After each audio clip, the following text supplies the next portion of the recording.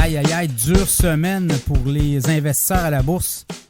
Quand même, il y a de l'activité, il y a du volume et on va jaser des titres boursiers les plus populaires au cours des derniers jours à la bourse. Dernières heures, je vous dirais, plus là, TC Énergie, donc les pétrolières sont fait brasser un peu. Il y en a qui ont acheté, il y en a qui ont vendu. Canadian Natural Resources aussi. Power Corporation, on parle de la bourse TSX, évidemment, pour les investisseurs. Power Corporation également. Cenovus Pétrolière. Pas besoin de vous dire là, que ça a été une semaine passablement rouge. Toronto Dominion aussi. Suncor Énergie. Donc, vous voyez, le pétrole puis les banques. C'est un peu ça le Canada. Là, Manulife Financial, Pembina Pipeline, Enbridge. Là, il y a des opportunités en passant là, dans le secteur pétrolier. Oui, ça a brassé beaucoup, mais que les bourses se revirent de base, ça pourrait être très intéressant.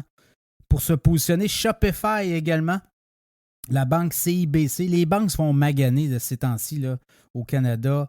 Banque nationale, vous l'avez vu aussi, là, c'est toute l'histoire des gens qui ne réussissent plus à payer les amortissements sur leurs prêts maison. Donc, on paye juste les intérêts et ça, c'est des sommes importantes. Là. Donc, on parle d'amortissement négatif dans le cas des banques. On en a pour 100 milliards de dollars juste à la CIBC, la TD et la Banque de Montréal. Donc, vous voyez, c'est ça un peu le marché canadien actuellement à la bourse. Sinon, du côté des États-Unis, les gros joueurs qui cartonnent, comme on dit, là, ben, il y a des ventes impressionnantes. Nvidia s'est fait massacrer cette semaine. Également Tesla, Palantir aussi, Amazon. Donc, en fait, c'est négatif partout, là. Je ne vous cacherai pas. Amazon s'est fait dégommer autour de 143 au début de semaine. Là, on est rendu à 129.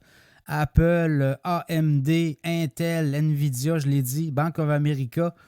Donc, le seul qui joue bien, Splunk, qui est une entrée à la bourse. En fait, c'est même pas une entrée à la bourse, c'est Cisco qui a annoncé qu'il allait acquérir Splunk. Et là, le titre a monté de 24$ jeudi à la bourse. Pfizer aussi se fait maganer. Uber. Donc, vous voyez, là, on est pas mal dans le négatif.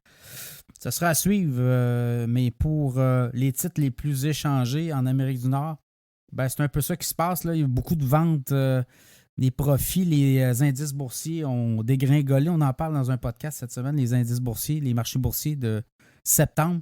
Et on espère que les prochaines séances seront meilleures.